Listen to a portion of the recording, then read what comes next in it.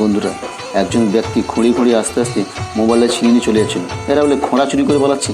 আরে খোঁড়া তো ছুটতে পারছে, দেখে এরা পিছনে ধাওয়া করে বলে চল চোরটাকে ধরি। কিন্তু এসে চোরটাকে দেখতে পেলো না। এবং তার লক্ষ্য করলো গাছের গায়ে লেখা আছে মিথ্যে বলে 50 টাকা জিতুন এবং সামনের দিকে এগিয়ে আসুন। বলে চল আমরা 50 টাকা জিতে নিয়েই যাবো।